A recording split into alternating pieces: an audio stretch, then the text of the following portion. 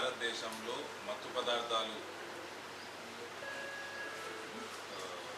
యువతకి దూరం పెట్టడానికి ఏదైతే కార్యక్రమం చేపట్టిన అందులో భాగంగా గవర్నర్ గారు ఇక్కడ రావడం జరుగుతుంది. మన వేలాది సంఖ్యలో మన పిల్లలని హిందూ జిల్లాకు సంబంధించిన విద్యార్థుల్ని ఆయన అడ్రస్ చేయడం జరుగుతుంది.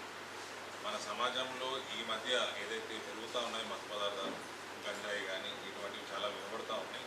ఇవన్నిటికీ యువతని దూరం పెట్టడానికి ఈ కార్యక్రమాన్ని భారత ప్రభుత్వం నరేంద్ర మోదీ గారి నాయకత్వంలో చేపట్టింది. అందులో భాగంగా ఇవాళ చీఫ్ గెస్ట్గా గవర్నర్ గారు రావడం జరిగింది. కూడా గవర్నర్ గారు ఆయననే ప్రత్యేకంగా మీ జిల్లా మీ పార్లమెంటు పసుపు ఒక అడ్డ అని నాకు వినబడింది, మీరు పసుపు రైతుల కోసం పసుపు బోర్డు తీసుకురావడము, ఈ మధ్య రేట్లు పెరగడము ఆయనకి ఇన్ఫర్మేషన్ ఉంది కాబట్టి ఆయన పసుపు రైతులతో ఇంటరాక్ట్ అవుతానని ఆయన చెప్పడం జరిగింది. దానికోసం నేషనల్ టర్మరిక్ బోర్డు ఆఫీస్కి ఆయన తీసుకెళ్ళి అక్కడ పసుపు రైతులతో ఇంటరాక్షన్ ప్రోగ్రాం పెట్టి వ్యూస్ ఎక్స్చేంజ్ చేసుకొని ఆయన కేంద్ర ప్రభుత్వానికి రిపోర్ట్ పంపుతారని మేము అనుకుంటా ఉన్నాము. దాని ద్వారా పసుపు రైతులకి రానున్న కాలంలో ఇంకా మేలు జరుగుతుంది.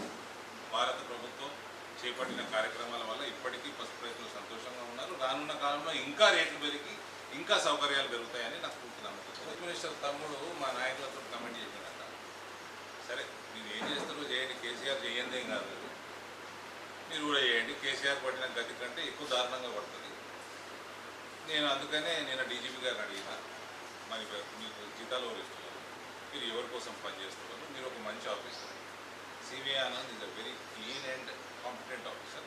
సో ఆయననే అడిగాను, నేను ఇట్లా వినబడింది నాకు, మా నాయకులు చెప్పినప్పుడు నాకు కన్ఫర్మేషన్ ఇదేనా మీ పోలీస్ డిపార్ట్మెంట్ వీళ్ళ కోసం ఎట్టి చాకరీ చేయడం కాదు కదా ఈ రేవంత్ కుటుంబానికి, కాబట్టి ట్వీట్ చేయడం జరిగింది.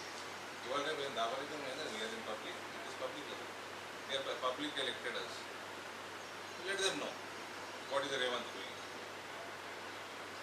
అందరు రేవంతులు ఉండరండి, దేశ వ్యతిరేక శక్తులతో చేతులు కలపరండి. ABVP के लो चलो RSS के लो जो देश को दाव पे लगाता ना वो कभी ABVP का नहीं हो सकता रेवंत, याद रखना।